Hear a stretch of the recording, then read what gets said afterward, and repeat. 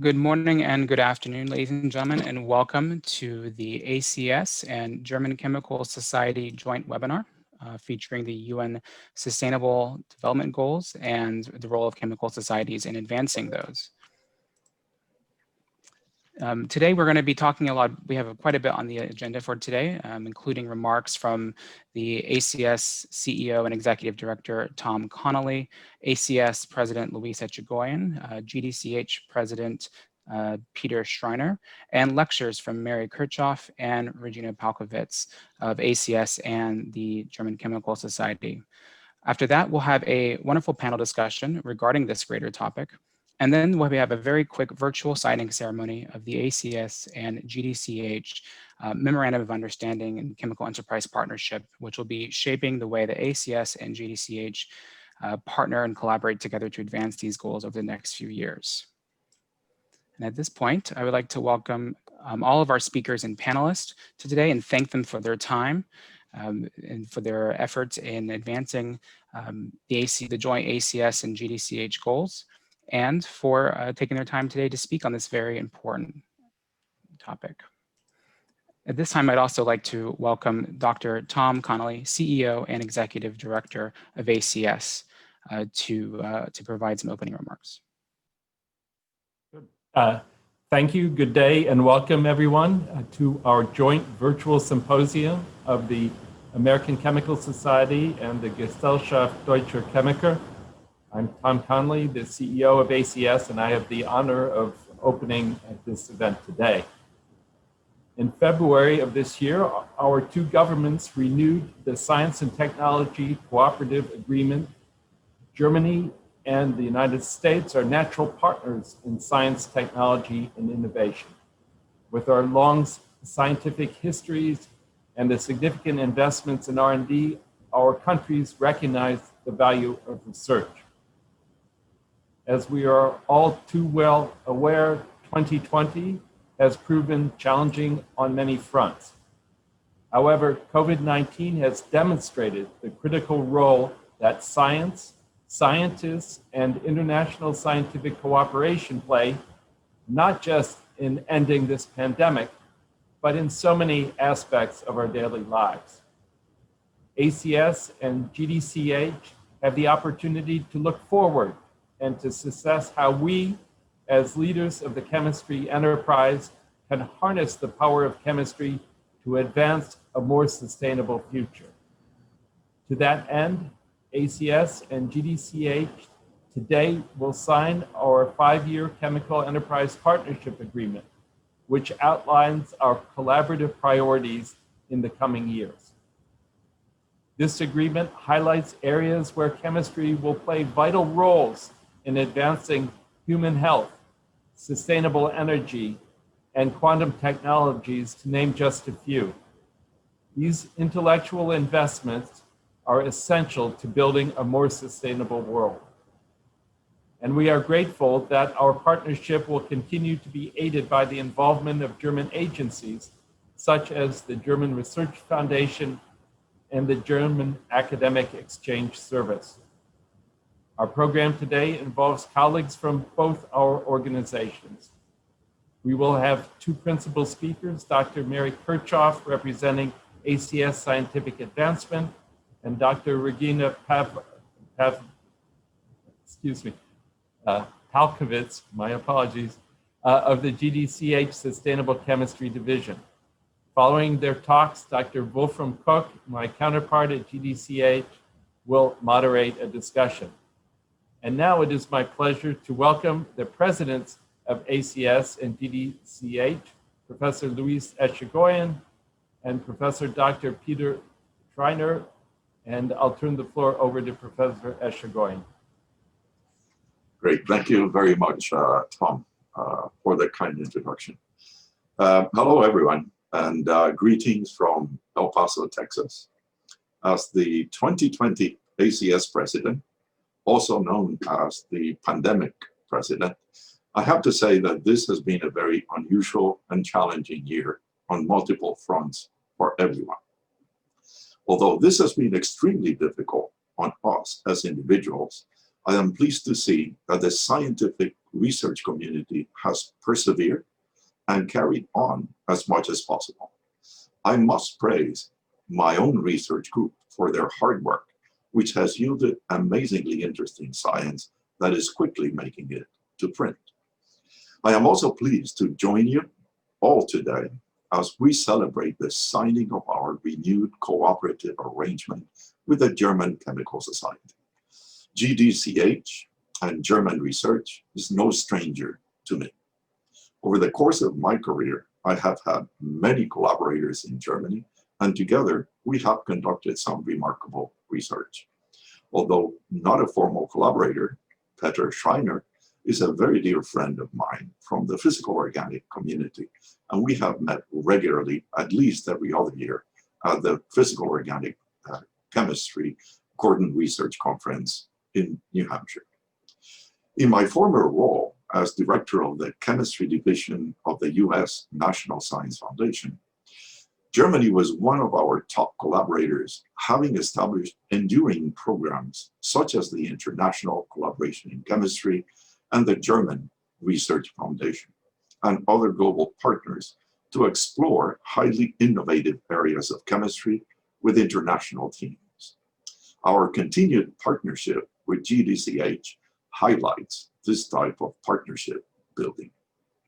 Today, our lecturers will be speaking about chemistry and the UN Sustainable Development Goals. While I am not an expert on all of the SDGs, I fully value the role that chemistry will play in advancing our collective future, especially in areas of mutual scientific interest between Germany and the United States. I am very happy we are able to come together and highlight these important topics. As part of our agreement with the German Chemical Society, we'll be exploring ways to continue to talk about the important role of advocating for chemistry and science and sharing the value of research with the public. We have also committed to working together to find ways in which younger chemists, in particular, can find ways to collaborate and exchange ideas early in their careers.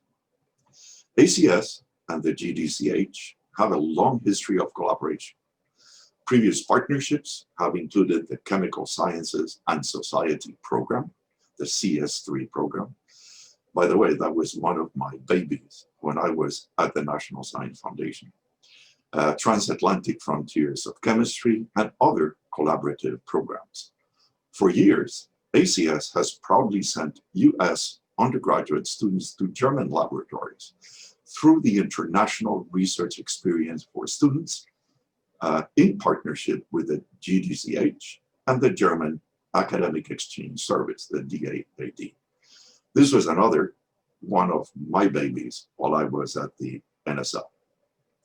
Earlier this year, I had the honor to represent ACS in sending our best wishes to the German Research Foundation in honor of their centennial celebration through the Für das Wissen campaign. As we look ahead towards achieving a more sustainable future through chemistry and partnerships, I am excited to be part of today's conversation and the signing ceremony between our two organizations. At this point, I would like to introduce my colleague and friend and fellow physical organic chemist, Peter Schreiner, President of the German Chemical Society. Peter. Yes, Luis, thank you for your very kind words. I was afraid that you'll be doing an exceptionally good job in presenting our common case, namely the partnership of ACS and GDCh.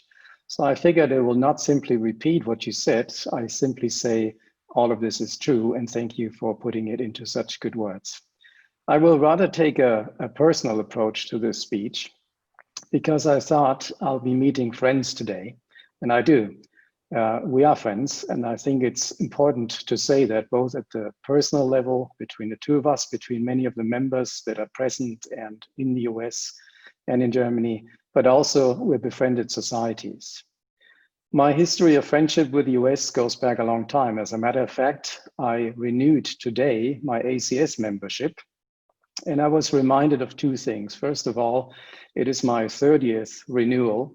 So I've been a member of the ACS, forgive me, GDCh members, longer than I have been a member of the German Chemical Society. And that is because I have received a large part of my education in the US. I've spent a total of 10 years in the US. And I look back at some very wonderful times that I've spent there. I look back at all the opportunities I was given through the American Chemical Society, but also through the US as a whole. So it's a very fond relationship, and I figured it will be more interesting to you to learn some about these things. I was also reminded today, thanks Louise, that I'm eligible now for retirement benefits and retirement member rates, which reminds me that I've come to age as well. And it's nice to look back at some decades of research that has been in collaboration with many US American chemists. I'm always reminded, and when I look at the two logos of our societies, that there's another very deep connection, a very personal connection for me. And that is when I look closely at the ACS logo, I see, of course, the short letters for American Chemical Society, but I also see below the eagle a wonderful apparatus. Most people think this is some snake like a medical doctors, a snake that has swallowed 5 turtles. No, but at closer look, we realize it looks much more like a chemical apparatus, and it is. It is one that goes back to my university, Justus Liebig University, where I'm at. I'm an organic chemist at the Justus Liebig University. And this apparatus is Liebig's 5-bulb apparatus. So it's a little glass instrument of about this size, 10, 12 centimeters in length. And it's very important because it is the maturing of chemistry. It signifies the quantification of the chemical compositions of organic matter. Justus Liebig at the time improved elemental analysis to the degree so the proportions, so the stoichiometry of chemical compounds, organic chemical compounds, these were, could be determined much more accurately than it had been done before. One could then actually derive a structure theory that was put in place several decades later. It is nice to see that when we go back to the history of this, then in the year 1842, John Smith, that's his real name, I didn't make it up, John Smith received, within only 1 year, his PhD with Justus Liebig in Gießen. It only took 1 year because it was a full-time job. This was a 24/7 job for a student. So students had to get up very early and work in the lab and in the lecture halls all day until they were going to bed at 9:30 in the evening. Even on a Saturday and on a Sunday after church, there was lab, and the students even slept just above the lab. So you see, there's a very personal connection, and I'm very pleased to participate in this meeting where we celebrate this connection by moving forward with our agreement and also agree on what is important to us, namely that we wish to see a more sustainable world. So how can we contribute to sustainable development goals as put forth by United Nations? Now, in the discussion we lead on later, I will take a very strong stand that chemistry can really be a big part of the solution to these challenges that come with the sustainable development goals. The solutions are not actually the chemistry itself, because I'm fully convinced that we will always provide solutions if we're just challenged enough.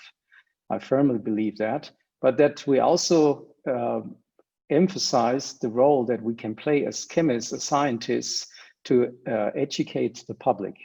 Because through this public education, we can put on the pressure on the politicians to actually make the right decisions and pass the laws we need to actually transform from a resource inefficient to a sustainable world. We're putting a landmark onto this today by signing our agreement and committing ourselves to these sustainable development goals. And I'm extremely pleased, I hope you can see this and hear this in my speech, that we can do this together as friends. Thank you very much.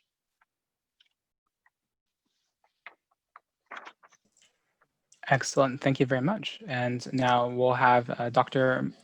Mary Kirchhoff of ACS to come and give her lecture.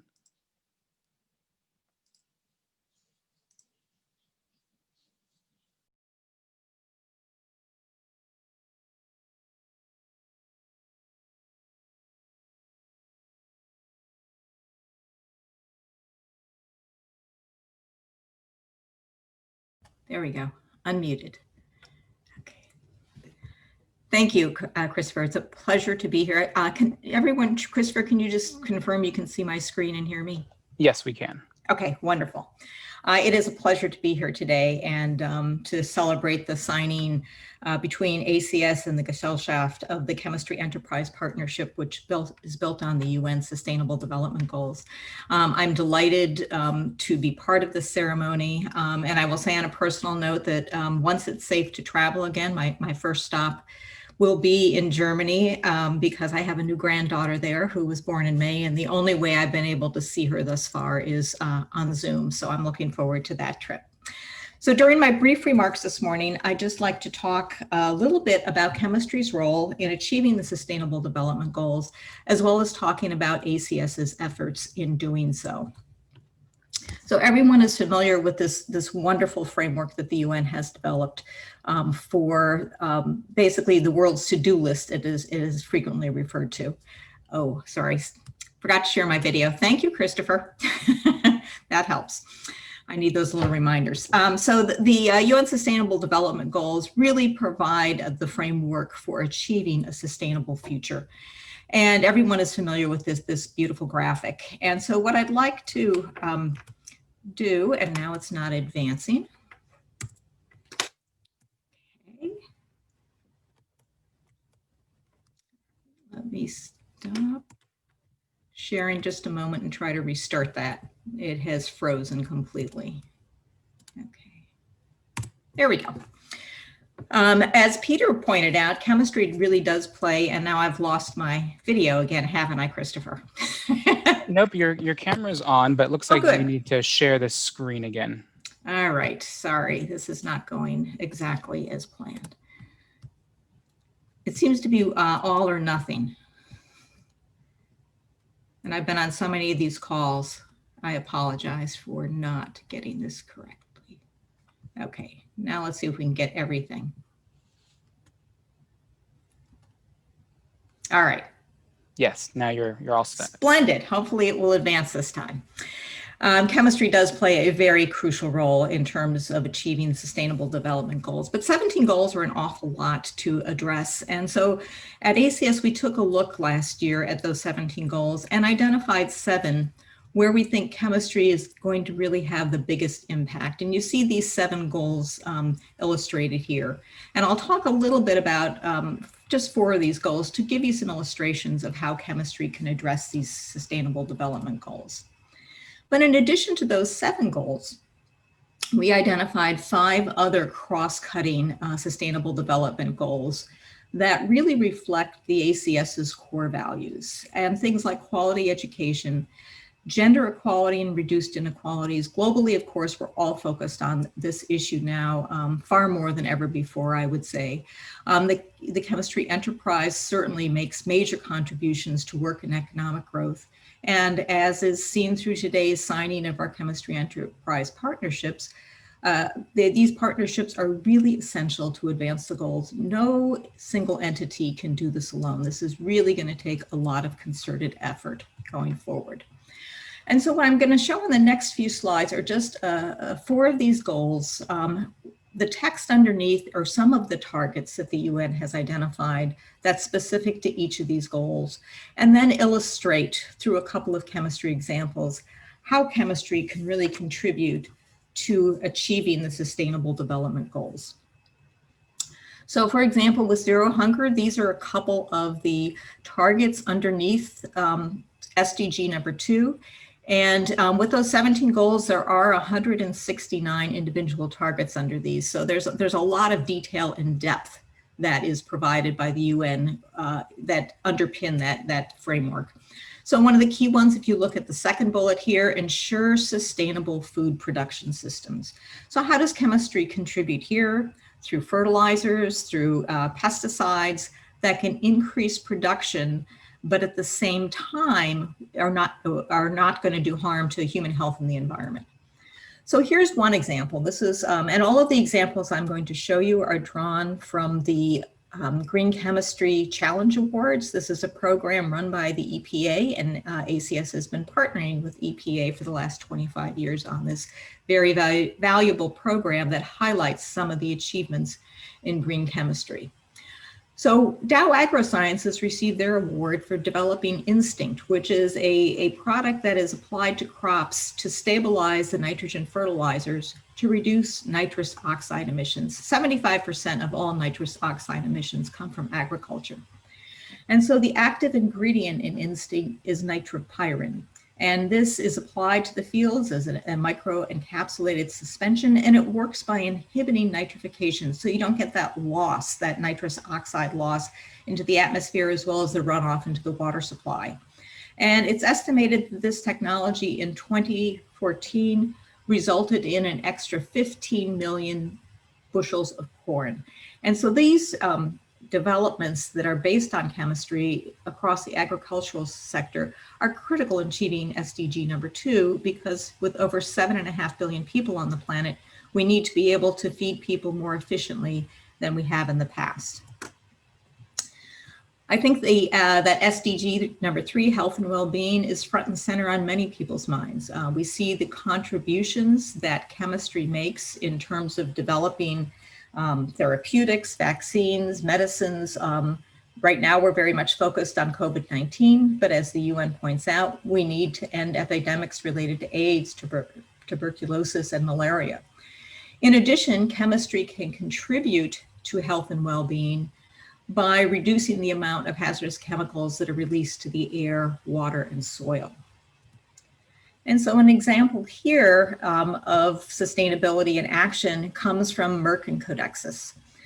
They received a Green Chemistry Award for the development of a new process to manufacture Sitagliptin, which is the active ingredient in Januvia. Januvia is a treatment for type 2 diabetes, which controls blood sugar without significant side effects.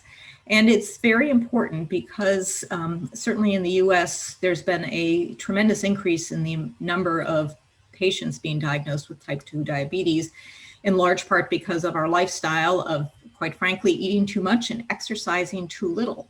So when Merck and Codexis redesigned the synthesis of this very important active pharmaceutical ingredient, they focused on implementing an enzymatic transamination reaction. By using this new technology, they were able to eliminate the high pressure and heavy metals that were previously used in this process. And it's a widely applicable approach. It's not just restricted to the manufacture of sitagliptin, but is successful in converting ketones to chirolamines. You can see the contrast between the original methodology and the new route. The first generation was 8 steps with 44% overall yield. The new route has been reduced to 3 steps with a 50% increase in overall yield. And overall, this new process generates 22,000 kilograms less waste per 1,000 kilograms of product. So that directly addresses that target identified under SDG number 3 to reduce emissions and release of waste into the environment. If we look at clean water and sanitation, one of the major targets here, of course, is to achieve universal and equitable access to safe and clean drinking water for all. This is very difficult to do in areas that don't have an existing infrastructure. In addition to this target, improving water quality by reducing pollution comes up again, because this does not only have an impact on water quality, but as we saw in the previous slide, the release of pollution also negatively impacts human health and the environment. So one example of chemistry's contributions to SDG number 6 is Procter & Gamble's Purify of water. This was developed in collaboration with CDC, the Centers for Disease Control. And the way this packet works, so it's just a little packet that contains a flocculant and a disinfectant. And so this packet is added to 10 liters of water. You stir it for 5 minutes. The solids settle out, and then you filter it through some cloth. Wait 20 minutes, and then you've got clean drinking water. It's very useful in areas where there is no access to clean water. If you've got dirty water, even very badly polluted water, it's quite effective at removing most bacteria, viruses, and protozoa, and removing heavy metals.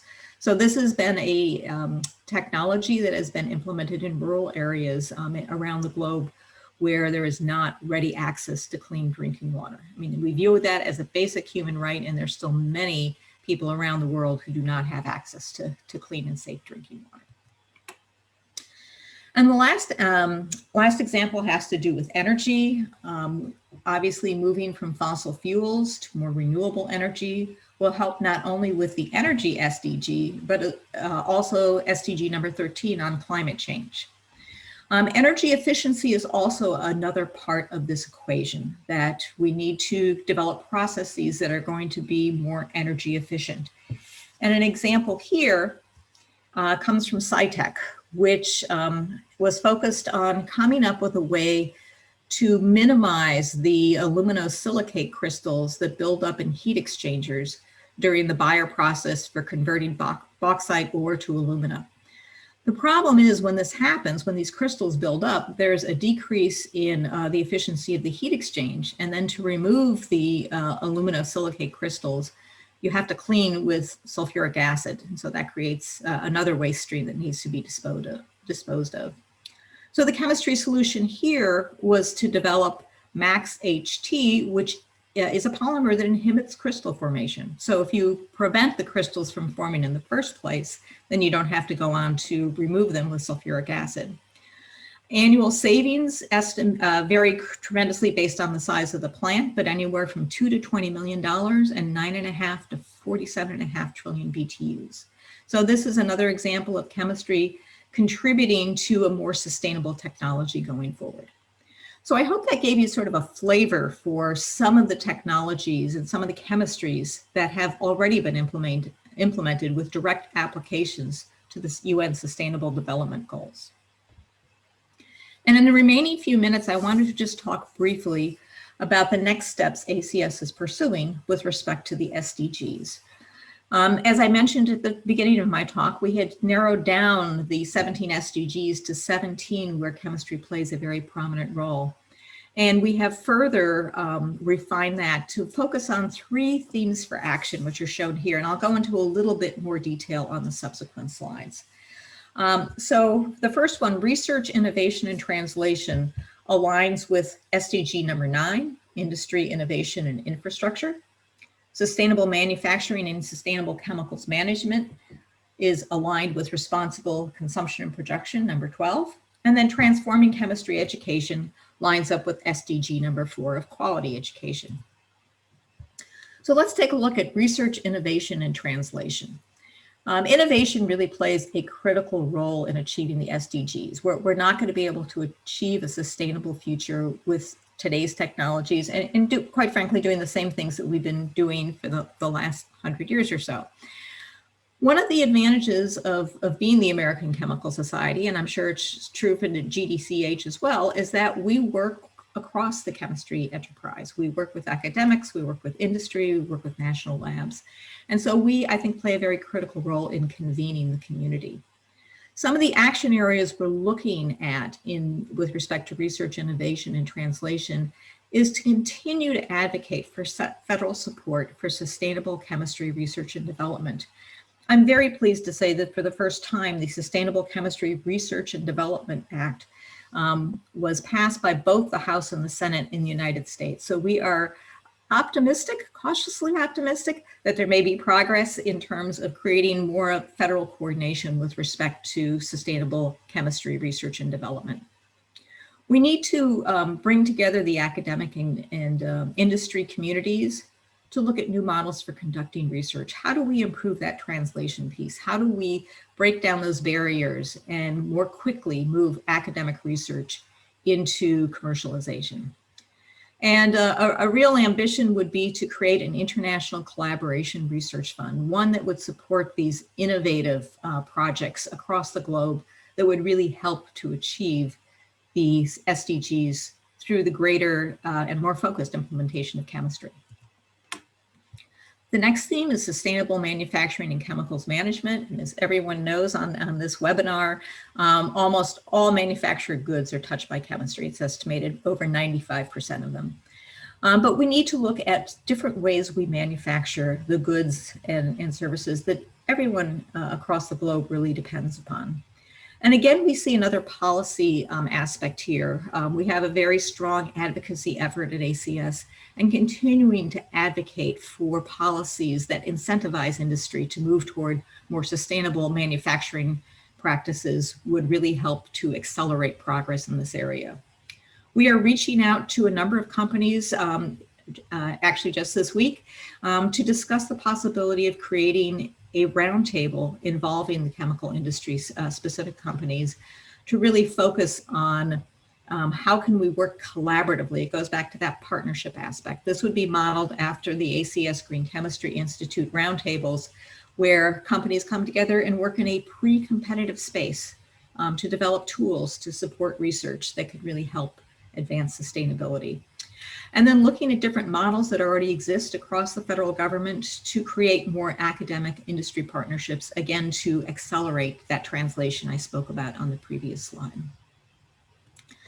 And then lastly, we need to create the workforce of the future. We need to be educating students for the jobs of the future, which will be more of a sustainable chemistry and a sustainability writ large focus. And we have, ACS has tremendous programs in chemistry education already, as does the GDCh. And so what we're proposing is to conduct a consensus study to reimagine chemistry education, to consider things like life cycle analysis, sustainability, and systems thinking. Systems thinking is an approach that is far more common in engineering and biology than it is in chemistry. And what it's really looking at is looking beyond the beaker where we conduct our research and looking more broadly. What's the impact on the lab? What's the impact on the community and on the globe? Where does the energy come from, the starting materials? We need to think more holistically, and we need to educate our students so that they think about the repercussions of their research. And lastly, I'd like to just close with what I think is a very inspirational quote from Richard Smalley. We need to be working on this planet and the sustainability of the planet as a moral code. And as chemists, we really, in my view, have a responsibility to do this, to practice chemistry in a way that we're looking towards the future.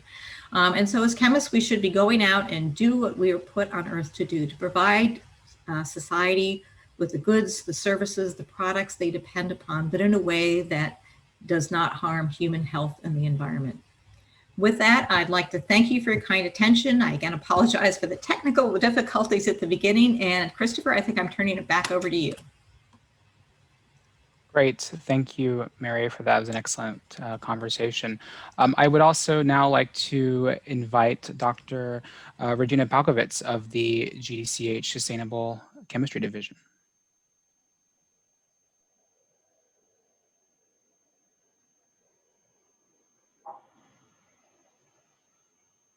Yeah, thank you very much. So,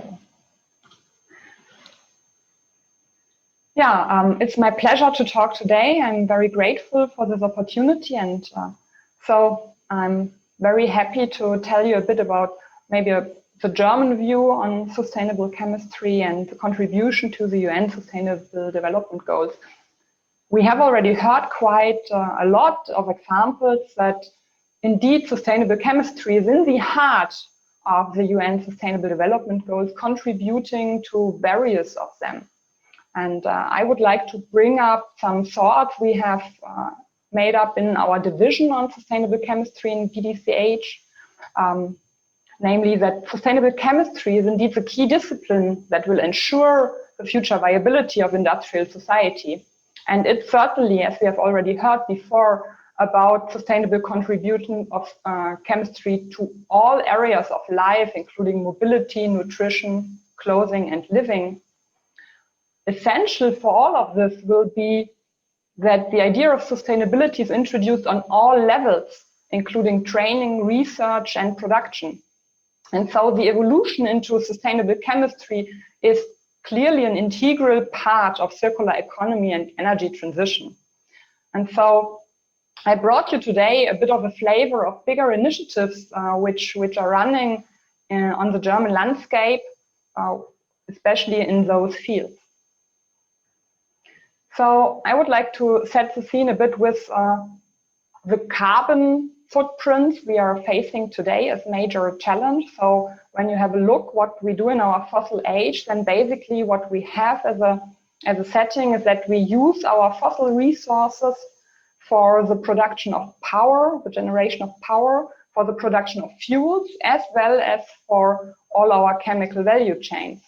Now, in the heart of many changes we have to introduce to get into a circular economy as basis for a sustainable future, we need to change this picture completely. And a possibility how that could look like is that we indeed valorize all the energy provided by nature, so valorize renewable energies, and then combine those with renewable carbon sources and recycling, upcycling of goods to produce then either fuels, chemical energy storage molecules, and also our chemical value chains to products, either products as we have them already today, or even tailored products which enable, in an ideal case, better performance and also are easy to recycle again to follow our vision of a fully sustainable circular economy in the future. Now, there is a lot of attention in the public and a lot of initiatives highlighting the importance of transition, of change. And so I would like to highlight a few of them. So in Germany, the science year 2020-2021 is on bioeconomy. So that is the year where we really have a look on all the opportunities provided by bioeconomy as major pillar of future sustainable development. Also, the national hydrogen strategy is an integral part for energy transition, but also for transition of various fields of industry, including chemical industry, certainly. Also to name the EU Green Deal, which has been agreed on, which will on a European level also move all those developments further, starting of course from new technology development, but also reaching in full implementation in industry and society. And also the huge endeavors and the huge motivation of industry is clearly seen, just highlighted here, by the Alliance to End Plastic Waste, initiated by several international companies around all the globe.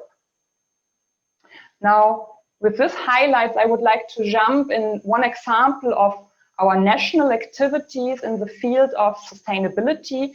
And one example are the so-called Copernicus projects. That's national flagship projects for energy transition.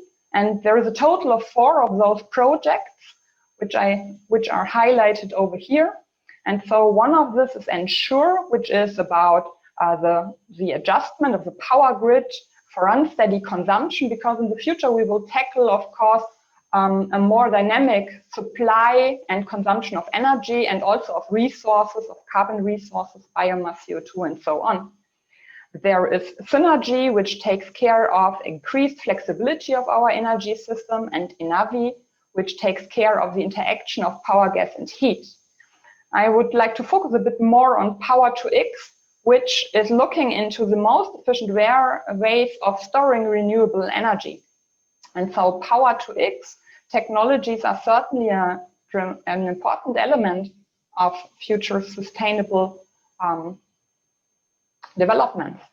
So Copernicus Power-to-X is now in its second phase, and those flagship projects are made up in a way that they run for a total of 10 years. So the first phase was 3 years, the second phase is 3 years, and the last phase, which is the implementation phase, is 4 years. And indeed, the idea of the Copernicus project is to develop fundamentally new technologies, which are then validated and prepared for implementation, and then in the last phase brought into reality.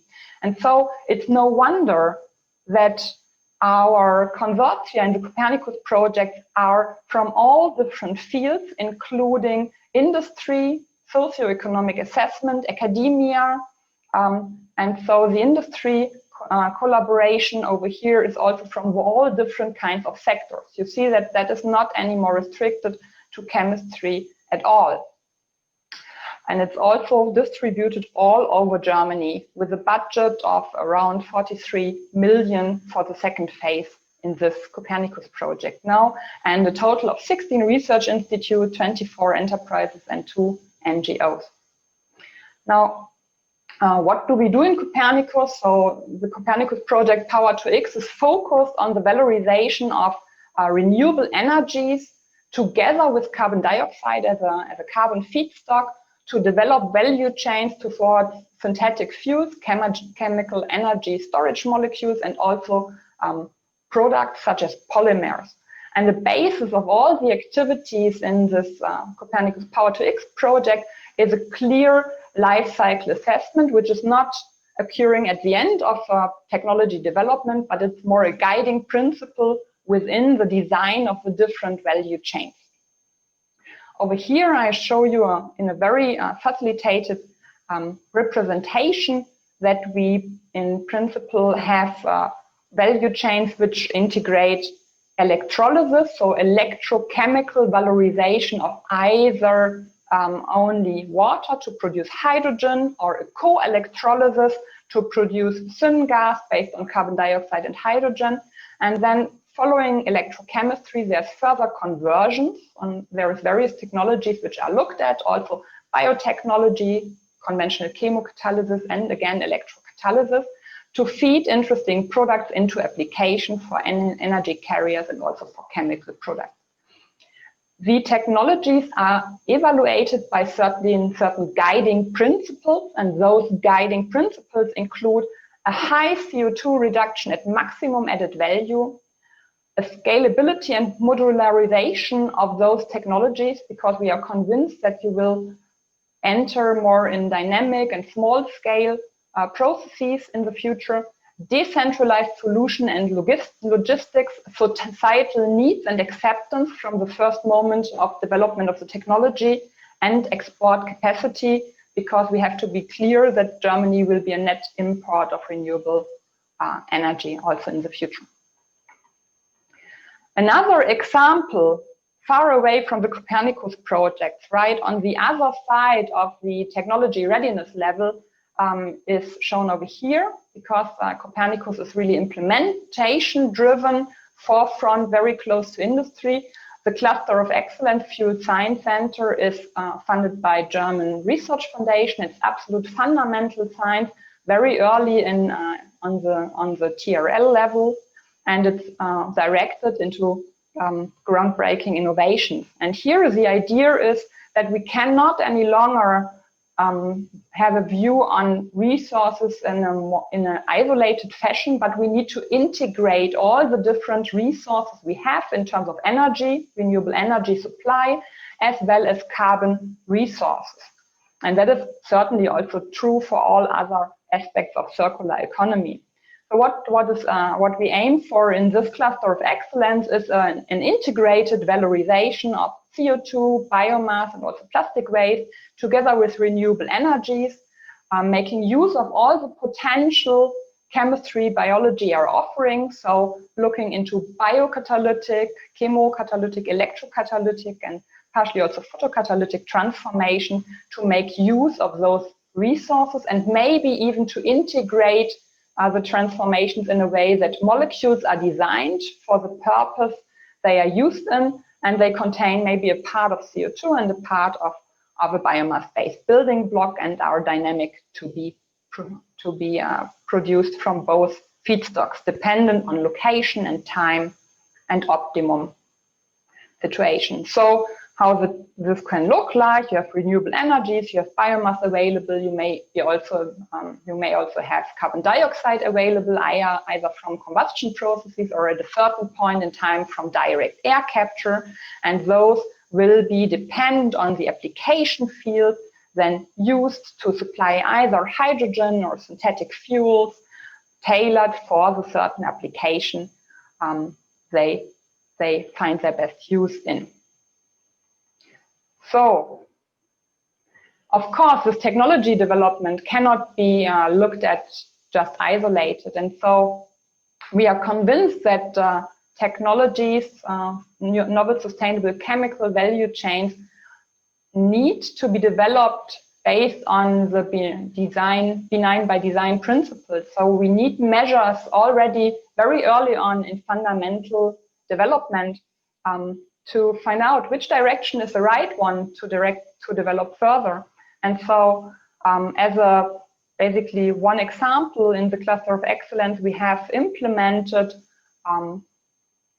an integrated design method for sustainable fuel-based mobility, which of course is also possible to transfer to various different kinds of product designs.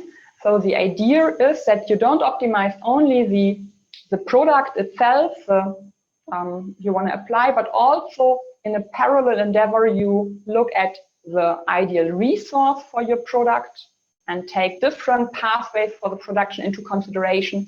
You evaluate the efficiency of the production processes. You evaluate the impact on market and value chain design, logistics, and so on. So you have an integration of LCA into design of value chains and technology concepts on an early stage. And you also have to look into the means for societal acceptance early on. From here, I would like to, I'm close to the end, I would like to jump into the development of a young generation in GDCh. And so I'm very proud to tell you that our Young Chemist Forum has recently, from the team Sustainability, brought up a first own sustainability guideline, which I found very inspiring for daily life sustainability. So how to improve your footprint in advertising, events, and in sharing. And so you see that, and I believe that there is a lot of possibilities and opportunities in innovation and joint development. I would like to close my talk with a quote. So I'm very convinced that if you want to go fast, then you go alone. But if you want to go far, then you go together. And so I think it's a perfect opportunity here to collaborate closely. Thank you very much.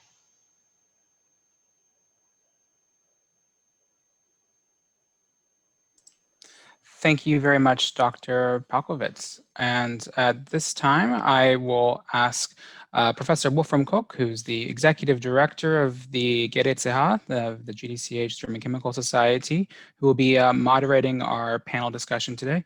I also welcome, if you have any questions for the lecturers or the panelists, to please use the question and answer feature in the Zoom chat box at the bottom. And we will do our best to answer your questions. If we're not able to, we invite you to email those questions after the discussion. Dr. Thank you, Christopher.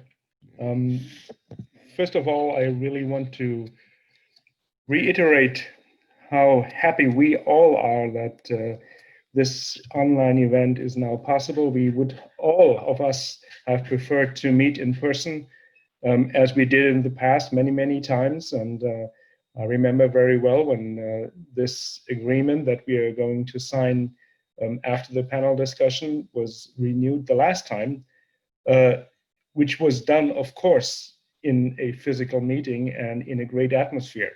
And even though these virtual events have become more or less normal to us now, I don't think they can really replace meeting in person.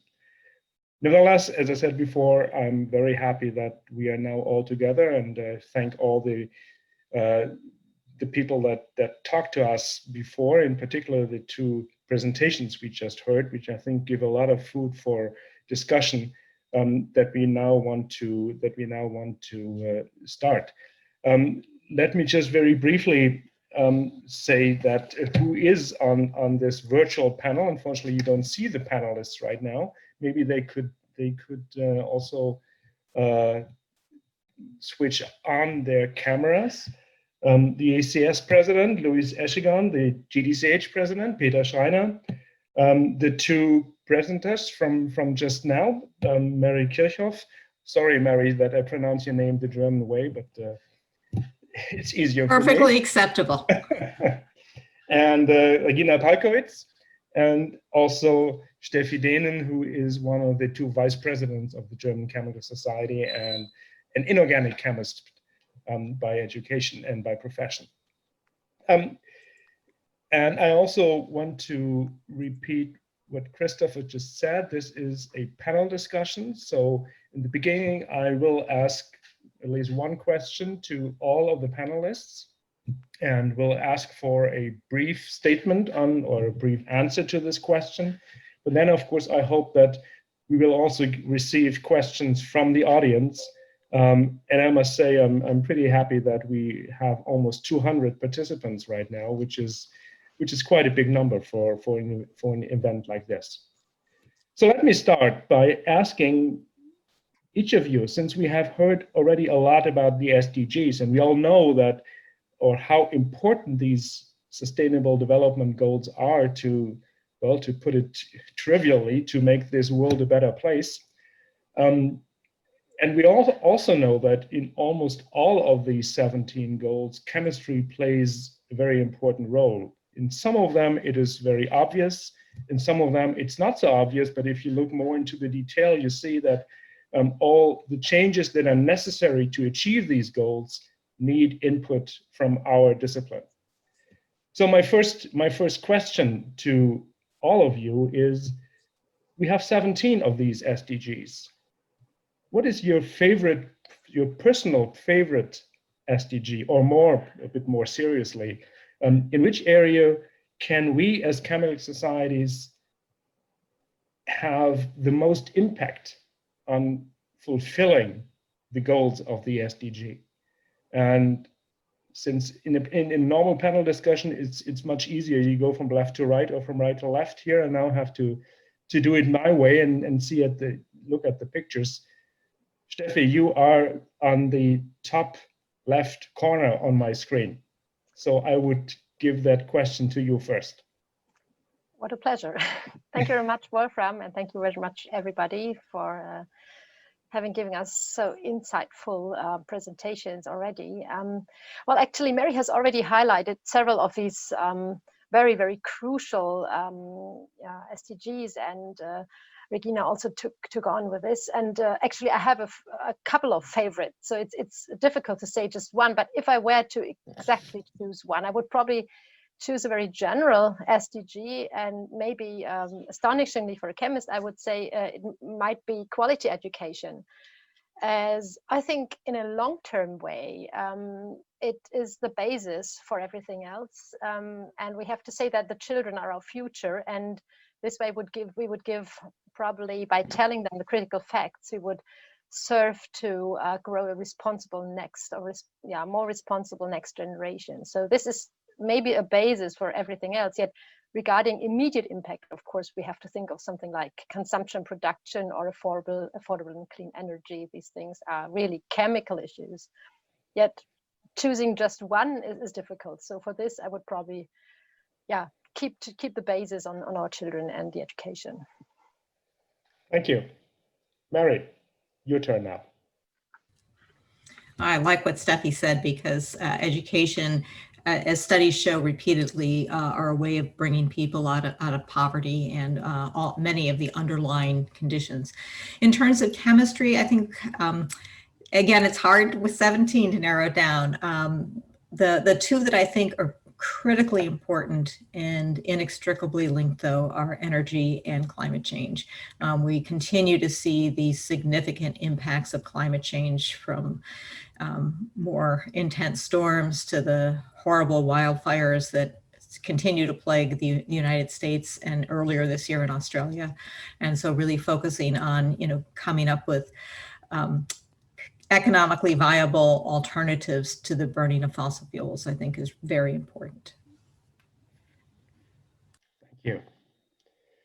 Luis, what does the ACS president think? I'm going to speak personally, not so much as ACS, but I want to speak on a personal basis. I think, as has been said repeatedly and will continue to be said, Chemistry is the central science, and it plays a role in all 17 of these. But chemistry has a particular, I think, responsibility to address what Mary has just said, which is sustainable energy. And I will speak on my own behalf, personal behalf, because we have a program in solar cells. We have a program in perovskite solar cells. I think chemistry will be able, and is already getting there, in providing cheaper solutions for sustainable energy, solar energy, wind, and so on and so forth. And that's my favorite one, is energy. We continue to burn fossil fuels. We continue to pollute the environment with CO2. We'll continue for a while until the economy switches around. And I think the economy is already switching around, meaning that, and I think Germany has been a particularly good example of how the government can get involved in saying we are going to try to provide solar energy as a major contributor to the energy production in the country. And I think as you do more and more, everyone knows that the costs are definitely decreased, and it will become at some point as cheap or cheaper, hopefully, than pumping oil out of the ground, or fracking, which is even worse. Let's not go to fracking at this point. The other one that I think chemists are playing a major role already, and is in clean water, for sure. People are making metal organic frameworks. People at Northwestern have companies now making mops that are incredibly selective at cleaning particular pollutants and chemical species in water, just to clean water. So those are my favorite two of the 17. Is as chemists, we should be able to clean water really effectively, and we should be able to generate electricity or out of solar energy in a very efficient manner. Thanks a lot. Regina Palkowitz, now it's up to you to add a new one, or do you just agree with what has said already? Well, I agree with what has said, but you asked for a personal opinion. So yes, please. My feeling where I can add a lot is on 9, industry, innovation, and infrastructure, because via our education, we can prepare the next generation of people for startup and innovation development to really bring new ideas in the field. So that is something where I have the feeling I can, by the impact I have by teaching, really contribute to the SDG. And also in close collaboration with industry, we can develop new technologies and infrastructure. So that's my favorite one. But I have to agree that all the other SDGs are essential and major enablers. I mean, without affordable energy and education of people, nothing will run as well. Thanks a lot. And the last now in the row is Peter, please. You have to unmute, please. You'll be surprised about the one I have picked. For me, it is protect, restore, and promote sustainable use of terrestrial ecosystems, sustainably manage forests, and combat land degradation and halt biodiversity loss.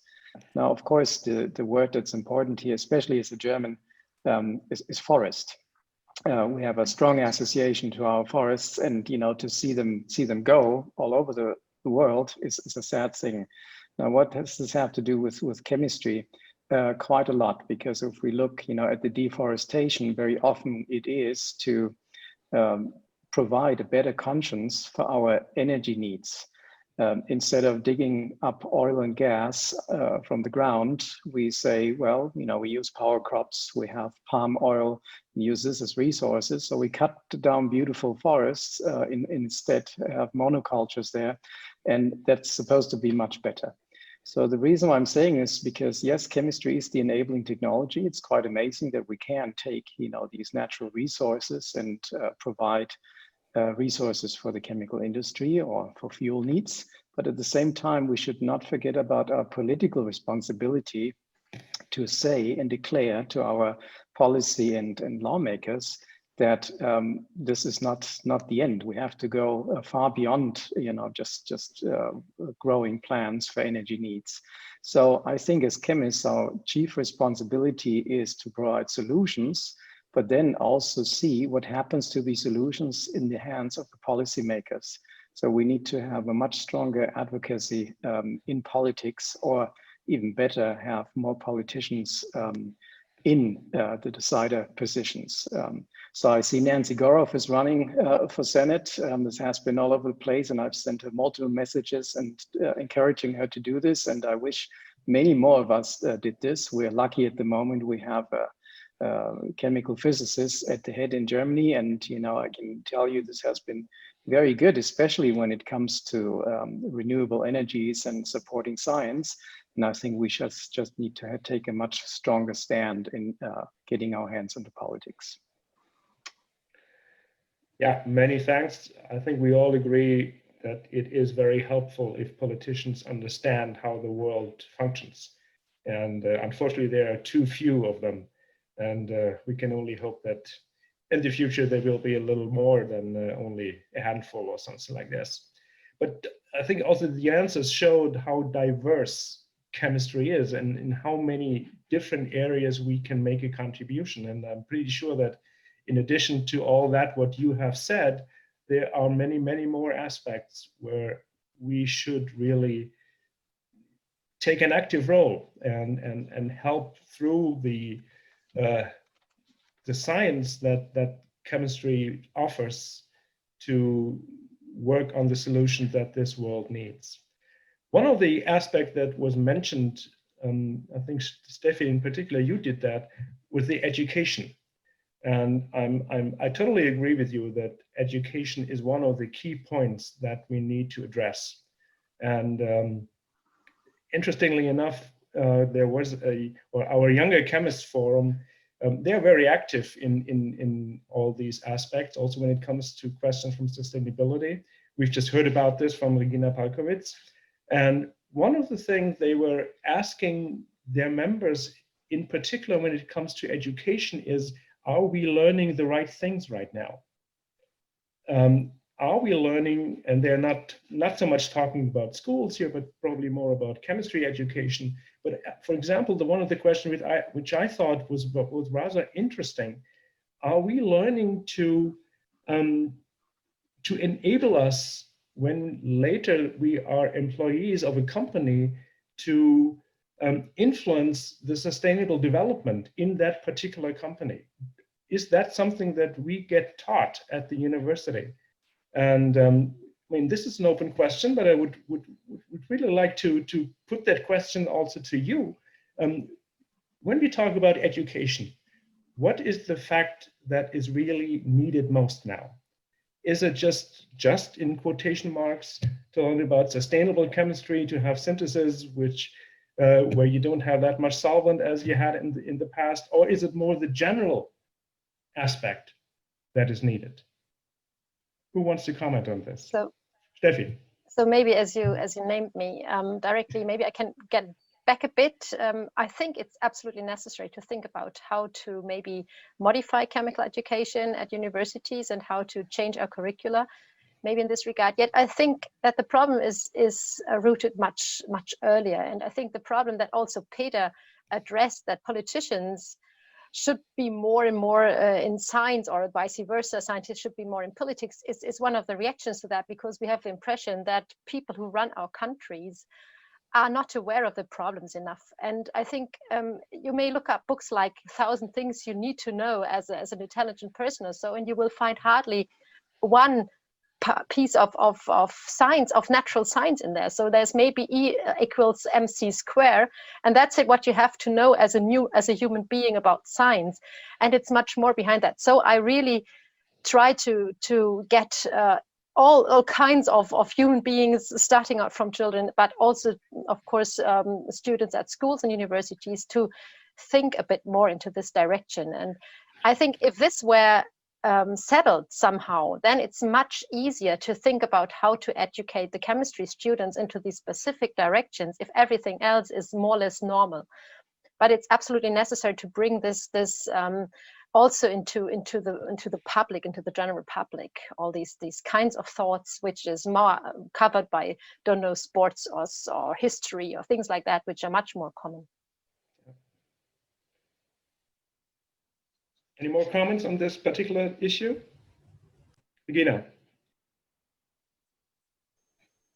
Yeah, I fully agree that teaching sustainable chemistry, everything, indeed I do so. So that is one part.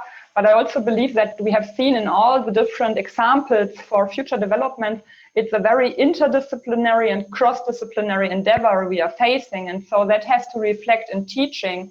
And we have, I don't know if that is very commonly used, but at RWTH Aachen University, we call this T-shaped researcher what we are aiming for. So someone deeply rooted in her own discipline, but breathing into other disciplines and able to connect knowledge from various disciplines for development and innovation. And so I believe to enable people really to be a T-shaped researcher is essential for future development.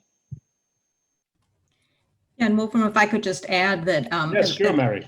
At least in the US, we tend to we teach chemistry in context in higher education, mainly to non-majors, where we talk about the applications of chemistry there. Whereas with majors, I think we believe they've sort of bought into the whole program. So we just sort of march them through equations and balancing and all sorts of stuff without putting it in the context of why it's important to learn these chemistry concepts and what the applications are. So I do think that there are changes to how we educate, in particular, our chemistry majors, and also those affiliated, because as has been pointed out, it's not just chemistry, it's very interdisciplinary. It's always struck me that like engineers and biologists take chemistry, but we tend not to take those disciplines as we're becoming chemists. And so I think a broader, more interdisciplinary education would be highly beneficial. Yeah, thank you. I would like to add something, if I may. Yeah, please, Louis. And I agree with what Petra said about politics, and the politicians need to, I don't really want to talk too much about politics right now in the US for obvious reasons.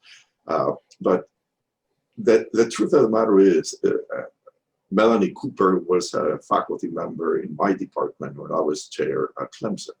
And she was instrumental in chemistry in context and the textbook and so on.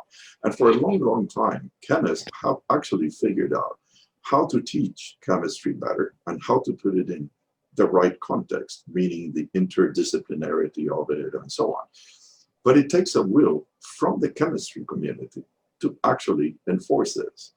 I honestly don't know, maybe Mary knows better than I do, but the number of chemistry departments in the US that are actually following chemistry in context and are actually doing the right thing for all the students, like Mary said, are just teaching these courses with what is considered to be by most chemists a watered down version of chemistry. So you teach it to the non-majors of chemistry. And the problem has not changed in the last 20 years. We've known how to change it since 20 years ago, but there's not a will. The chemistry departments, at least in the United States, are not embracing the new way of teaching it and the importance of making it multidisciplinary and telling the students what the implications are in reality. Like Mary says, you get into all the equations and balancing, equilibrium, this and that, and people leave with chemical knowledge, but not how this thing fits into the overall context of anything. So I think we need to do an introspection as chemists. We should be the ones trying somehow to push, and I think the American Chemical Society and the GDCh have a role to play in enforcing that chemistry be taught in the right way so that people, the public in general, is informed of how these things interrelate in terms of natural world and so on. I think we should not just blame politicians. I think we should blame ourselves and do something about it. Thank you very much. And this is supposed to be not only a panel discussion, but also with input from the audience, which of course is very difficult. This is really one of the disadvantages of seeing people only on the screen, and particularly seeing questions only in a chat. To select one is very difficult because I see there are a lot of questions already, and we only have a few minutes left, 10 minutes left before we have to go to the signing ceremony. But there's one question which I think fits now very well into the current discussion. There is someone who asked, what should young chemists be learning in their coursework to practice sustainability as a chemist at the bench and in their future careers? Chemists work at the molecular level. How can they practice sustainability at the molecular level? Is anyone able to give an answer to that question? Please go ahead. Peter. Well, it comes back to the question we just contemplated, namely that how do we teach chemistry? So when I have a new student and I think about how he or she goes into the lab, they learn how to balance an equation, and the emphasis is given on making a product from some starting material. Typically, everything else around it is not that important. You know, there's solvent in there, and there's maybe a drying agent, there's a distillation, there's a solvent wash, there's a chromatography, whatever. So one way of doing it would be simply to pay attention to the overall mass balance of a chemical reaction. So people get a feeling also later for industry, how many resources do I have to put into this? You know, how much solvent is being used? Is that solvent expensive? Can it be recovered? Can it be easily removed? Or is it just, you know, flushed down in some big bucket? So I think, you know, we really need to change these little things, and immediately it becomes clear that one reaction is much more sustainable than another reaction. One might be actually prohibitively expensive because you use a tenfold excess of some starting material and all these things. And we don't do this. We don't do this routinely. And I think that would be a very tiny change, and it could make a huge difference to how students think about chemical reactions. Thank you. Maybe, Mary, you want to say something about the Green Chemistry Institute of ACS? I would love to, Luis. Thank you for asking. So one of the initiatives we do have within the Green Chemistry Institute at ACS is we've just embarked on a project this year to develop some curricular resources that will easily fit into the general and organic chemistry curriculum. One of the challenges that we all hear from faculty is they've got they don't have time to create their own resources. I mean, they've got so much going on. And so how can we, as the Green Chemistry Institute, make it easier? And so the idea behind these resources is that they are going to take your basic concepts in general and organic chemistry and just present them in a sustainability context, using the SDGs as the context for them, and then introducing systems thinking, which really goes to Peter's point of thinking about where your starting material is coming from. How about your solvent? Do you need a solvent at all? What kind of separations are you using? Just to get that mindset about there are impacts to everything you use. You know, do you have to heat up a reaction? I mean, is it, you know, grad students, we all just threw stuff in the hood to stir overnight. Did we need to be doing that? Probably not. It probably could have been a couple of hours rather than heating overnight. And so just starting to create that mindset while they're still in their educational program, I think can really help prepare them to take these ideas into, whether they go into academia, industry, government labs, but to really ingrain it into the students. So it's what our goal is with green chemistry is to get rid of the word green. You know, it's how all chemistry should be done. So eventually we want to put the Green Chemistry Institute out of business because it's just how chemistry is going to be done. Thank you, Luis. That's very good. Steffi. Well, I've just recognized that there was a question in the F&A, yeah, touching a little bit about upon this. Somebody was asking how we could quickly improve chemistry education programs to include sustainability and system thinking right now in this situation we are in. And maybe this is an opportunity even, say, as we are all trained at the moment and getting into these virtual systems and formats much more for both teaching and communicating. Maybe it is the moment of thinking of sharing information and sharing courses and educational programs between the two countries. You may think about that we have specialists for this here and for that there, and that we could maybe try and exchange the opportunities for the students to attend to both. So maybe this is the moment of thinking how to improve it, or how to widen or to broaden the opportunities for students. Thank you very much, because that is a perfect bridge to my last question, because I have to look at the clock. We have to be ready by 6 Central European time, and we only have 14 minutes left, and there was no signing yet. But there's one question I want to ask the two presidents, and what you just alluded to, Steffi, I think fits very well into this, because the question is, in this cooperation agreement that we are going to sign in a minute, we are talking a lot about the SDGs, and that all that we do together should be based on the SDGs and the support of those. My question is, what do you think are the sort of immediate, tangible things that we can do to intensify our cooperation, in particular with that focus? What can we do together to strengthen the efforts to make this a success? Luis, what do you think? Great question, right? I mean, you can sign as many agreements as you want. If you don't do something with it, exactly, it's just a piece of paper that we're going to sign, and it's just going to go into somebody's drawer and never again see the light. So it is up to us now to really come up with the nitty-gritty plan of what are we going to do. And I would say initially we should touch base with all of the things that we have mentioned here. We have a very strong educational component at the ACIs. I think it is important that we join forces and we combine your educational group or groups that you have in the German Chemical Society with those in the American Chemical Society. And as I was saying earlier, let's do something.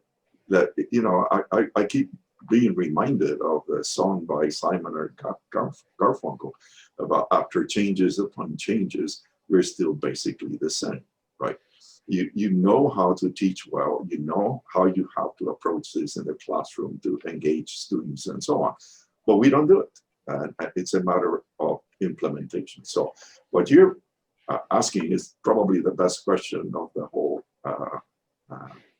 presentation, which is, what are we in practice going to do starting tomorrow morning? What are Peter and I going to be talking about and saying, okay, let's grab this group and that group and let's come up with a way that we can actually implement some of the things that we already know how to implement when we haven't done it at this point in time.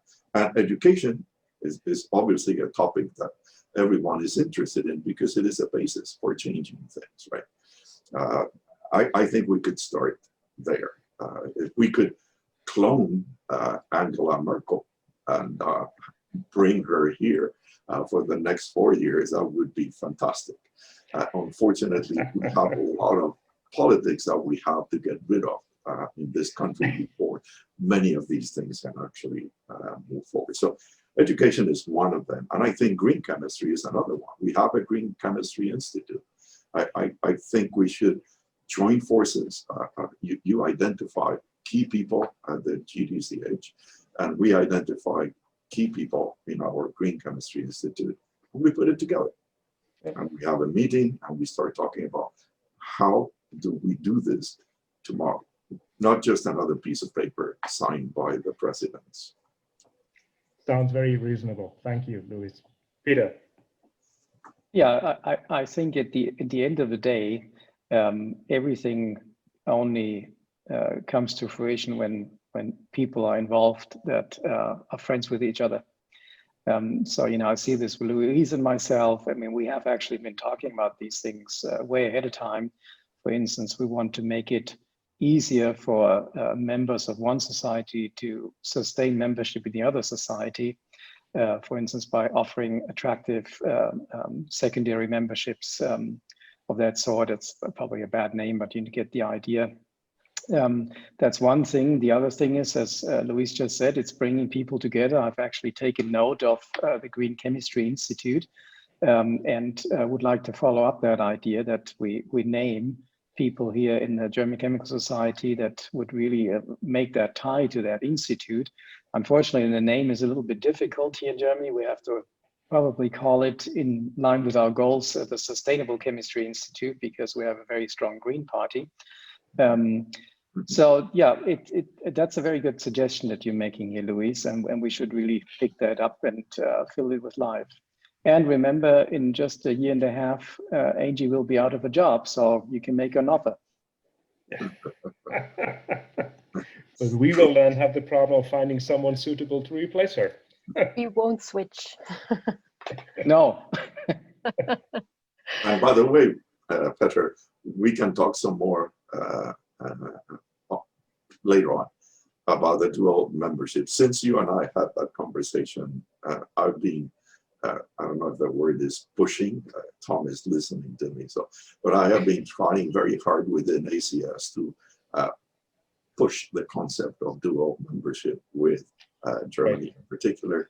And ACS is a little bit slower than you guys are, I think, but we will get to it. Maybe before my presidency, my 3 years are over. But Tom just turned on his video, so maybe he can say something. No, look, it certainly is an idea. It's consistent with what both our societies are trying to accomplish. And we, Luis, I think, well within the time frame that you proposed, there ought to be a way to make this happen. So Wolfram and I will look into this diligently and make it be so. Thank you. I'm happy to work together with you, Tom, on that. Well, but that is a perfect closing of our panel discussion. And the next and final part on our agenda is the signing ceremony. Christopher, how are we going to do this now? Or Hans, can you just give us a little bit of advice what we have to do now? Yeah, absolutely. I think, you know, of course, we're not all there physically together, so we don't have to pass the paper. But I think if the two executive directors and the two presidents could, you know, simply take a moment to sign their respective lines of the paper and then hold it up. And I think Luis has a small German flag, and we'll call that a day. Yeah, just so that you know, we are in principle with you.